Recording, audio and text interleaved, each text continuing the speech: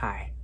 The unpopular truth about manifestation is that healing your wounds and your trauma is by far the fastest way to get it done. And that's why every book, every video, every course you see on that subject, they all have the same first step. Identify and clear your limiting beliefs. Well, what's a limiting belief? That's manifestation speak for trauma and wound. And when that doesn't work, they then load you with inspired actions that frankly don't feel inspired one bit. And it's a list of things that you could have gotten from a Google search. Well, today I'm going to share with you 3 common pitfalls that I see when people try to manifest, including pitfalls that I have fallen into. I will share my own experience. And that way you can listen, see what works for you, assess your own practice, and adjust if that feels right for you. But first, my name is Erna. I'm a transformation coach, currently experiencing my own transformation, and I provide a roadmap for healing for people who are convinced that there's more to life than what we see. I provide my clients with step-by-step processes and tools that put them in the driver's seat of their own healing journey. Because if you know how to reliably, predictably heal your own trauma, the leader of your own journey, your whole life will change. I've been studying inner work and manifestation specifically for over 20 years. I know this path and I have enough results that I want to now share with the world and with people who are not interested in doing 20 years worth of guesswork. And by the end of this video, you'll have a clearer perspective on the link between healing and manifesting that will make your own manifesting journey more predictable. So let's dive in. So this is still a pretty popular subject, despite getting a really bad rep over the last decade or two, probably farther back. But I still teach on it and still use the word, even though I've been warned not to. It'll scare away people. I still use the word because it really accurately describes what happens to a person when they heal their stuff. It's the automatic byproduct of processing your own trauma. If you work through your trauma and heal your wounds, you unavoidably experience a different reality. They go together. And so the other reason why I teach about it is because I want to be found by people who do still believe in it. And I've had experiences. I don't know if maybe you've tried and use all your techniques and you tried to get something and you didn't get quite what you hoped. I've been there. There are times I got nothing. I got less than nothing. And so I know how discouraging it is. And it would be years before I finally understood how things worked. So the first pitfall that I want to go over today, I already alluded to it. Those videos and courses and books about manifestation, they tend to guide you to clear limiting beliefs about a very specific thing. I call that spot reducing. That's already a term in the fitness world, but I use it in this area as well, and I'll show you why in a second. So if you buy a money course, a money manifesting course, they'll have you focus on just your money beliefs. Or if you buy a course of how to, manifest the husband of your dreams, it'll be just your man beliefs. And so spot reducing and manifesting is just that. When you have your eye on a particular goal and you go in and you navigate which beliefs you're going to clear. In the fitness industry, they call it that because someone will come in and they'll want a 6-pack, but they have some pounds that they want to lose. And you can't really do that. If you want to experience a 6-pack, you have to work on the whole body, the whole system. And then once some of the fat is shed and gone away, it reveals the 6-pack that is there, and you can strengthen your muscles to make it a little bit more defined. But basically, it means you can't just go in with one target and hit one area and expect that one area to only change. What that means is when you go in with that specific belief that you want to clear, that say it's money, you want to go in with your money beliefs, I want to say it's likely, but it's actually guaranteed that other areas of your life, the beliefs that you have about other areas, will be summoned. And I like to phrase this by saying, healing is a web. Your healing journey is a web, which means if you are trying to target your money beliefs, what will end up happening is over here in this area that seems totally unrelated will come up, say, your man beliefs.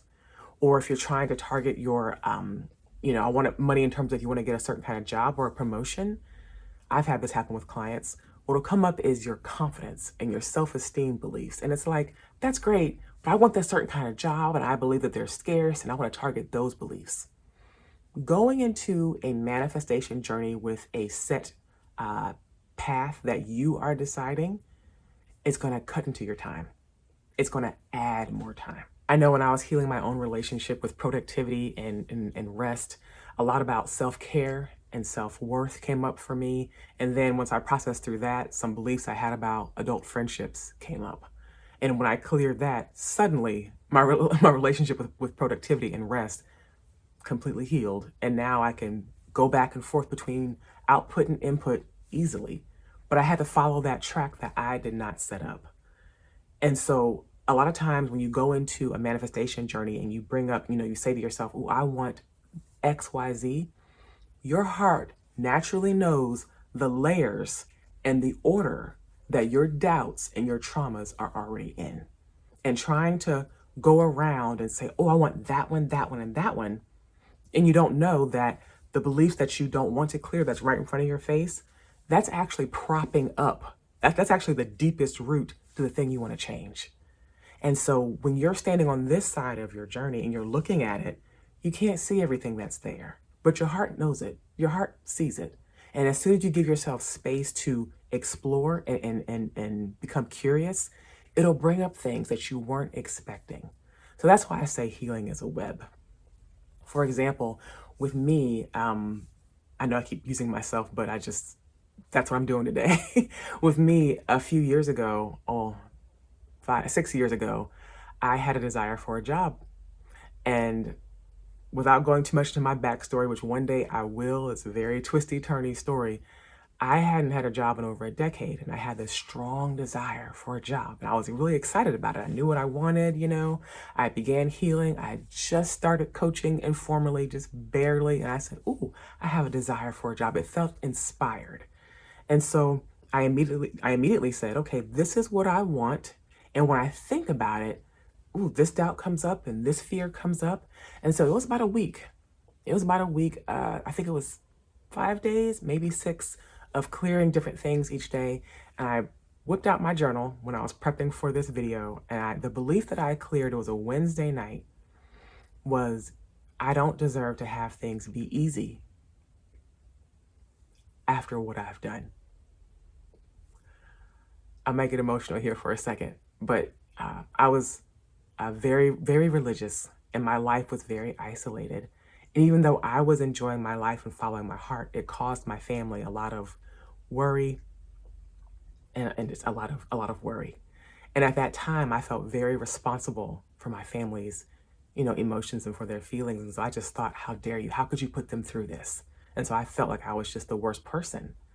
But that was in the past, and I was sitting there in my journal, and I was processing through and feeling the guilt and the shame that I was feeling. And that was a Wednesday night. I woke up Thursday morning to an email from someone, the only contact I had. 10 years, no job. You don't have a big network. So the only contact that I had said, hey, are you by chance looking for some virtual assistant work? And I said, well, yes, I am. And I got hired by the best boss. I'm still thankful to this day. Shout out to Lisa and Jeremy if you're watching this. I am so grateful for that opportunity, and it was just what I wanted. The pay was great. The work was exactly what I enjoy. I got to nerd out on all the systems and the analytics and just be myself, and I got to work from home.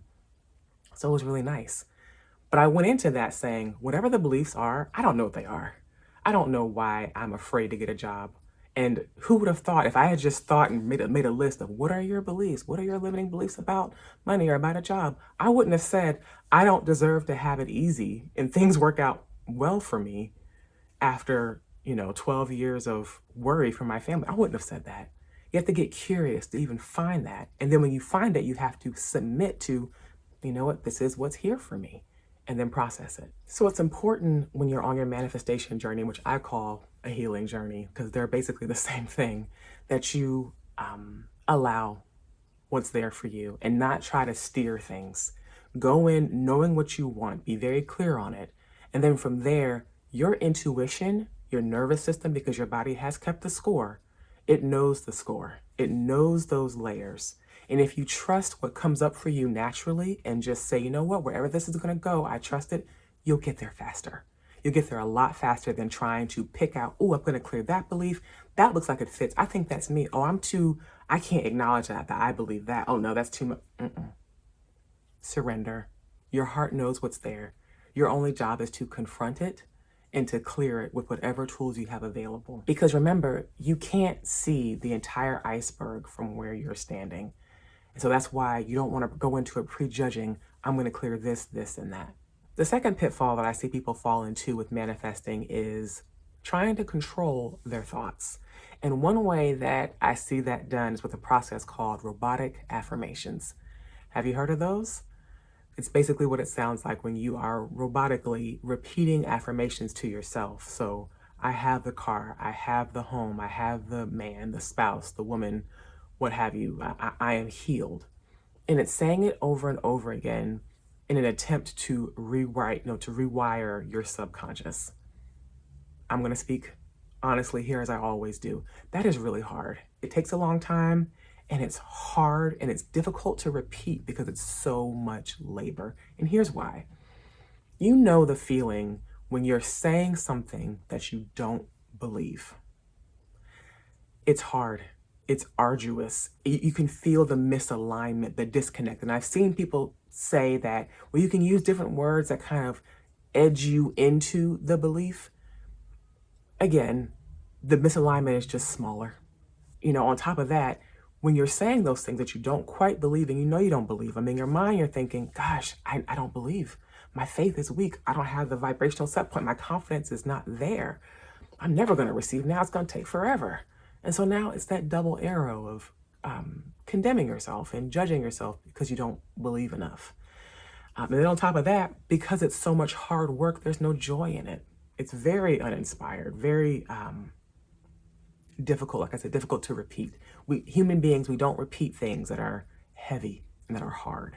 A way I try to control my thoughts was back when I was a Christian, I used to, I took the scriptures very seriously, and one said, take every thought captive to the obedience of Christ. And I was doing that.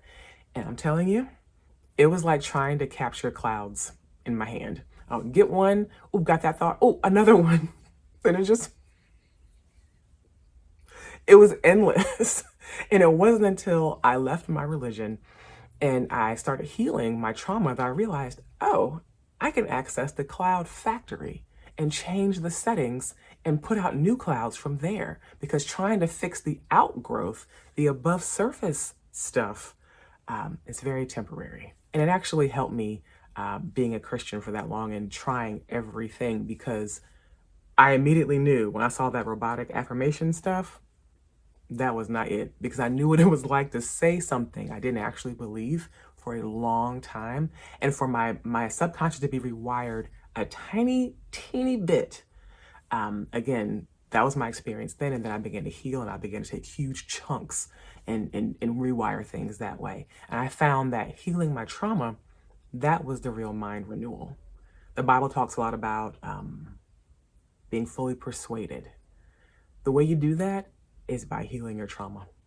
Your ability to be persuaded, your faith, your ability to believe, the ability to build belief comes from healing your trauma. And it's actually not really building. The faith is already there. The vibrational set point is already available to you. You're uncovering it, because right now it's covered up by the wounds and the beliefs that you experienced, not of your own choice, growing up and in the whatever culture that you're a part of. So whichever phrase you use, whether it's nervous system set point, vibrational set point, faith, belief, that's what we want. We want the internal change so that the words just come out of our mouths. And sometimes before they come out of your mouth, the external in your life has already transformed. The third and final pitfall that I want to discuss today is around what happens if you manage to create a new circumstance, a new experience, without having healed in that particular area yet. So basically, you bite off a bit more than you can maintain, more than you can chew. And so let's say you get the promotion or the new job in the city of your dreams, or you meet this wonderful person who really gets you and really sees you, and you feel really loved, and they're just perfect and they're so good. One of two things can happen if you've experienced a new change without a change on the inside. You open yourself up to either plateauing or self-sabotage. So plateauing, I've seen this happen where you put in so much work. You do the affirmations, you take every thought captive, you reach for the clouds with your thoughts and try to control every single thought, and you get a new circumstance. But that was so hard and such drudgerous work that you don't bother trying to create anything else. Your manifestation journey is over, and now you're into actions that feel pretty decent for you. And so you swap universal power or divine power for your own strength. And you're perfectly fine with that, because you know what? You don't have to do the hard work of trying to drill it into your mind. I've seen that happen. I've seen clients who have not manifested for 15 years because of the way that they were doing it. The method was so laborious, and they figured, you know what? I can take care of my own actions. So that's plateauing. They reached a plateau of what they're willing to create. So when I say self-sabotage, what I'm talking about is basically imposter syndrome. You have landed in a place where your nervous system has not. And so you have this great person in front of you, and you feel like, oh no, they're too good for me. They might see, the real me, and they won't like me, or whatever is left in you that hasn't healed around a romantic partner, it's going to come up. And unfortunately, I have more experience and more examples of that not working out, and then losing the thing because of self-sabotage, and coming back to your home temperature, coming back to your actual vibrational set point, and losing the relationship or losing the job because the inside did not match the outside. Healing is a web for a reason. It's for your safety. If something feels safe to you, it'll also be safe for you, meaning you'll be able to maintain it. Because all of the different fears and doubts and trauma that you had in different areas, the web of your beliefs that were propping up the circumstance that you wanted to change, if they're all gone, then that circumstance feels like home. And so your external situation automatically changes, because you now have a new home. It's a new you. You are that mother, that father of your dreams. You are that spouse. You are that investor, that homeowner. That's the real you. And then the manifestation is just another day of you being you. So manifesting isn't about trying to control your thoughts or taking a bunch of action that doesn't feel inspired at all. It's about life organizing around what feels safe to our nervous system. So you want to take what you want, the desires that you have, and make those safe to your nervous system, because that's what decides the ceiling. That's what decides how far we go. Not our desires, not our thoughts. It's what we actually feel safe, what actually feels like home. So if we make our desires feel like home, then home on the outside changes. So my hope is that you were able to listen and notice and see what resonated, see what piqued your curiosity, see if anything was triggering, and then examine that, get curious, apply it to your own practice. Thank you so much for watching, and I'll see you next time.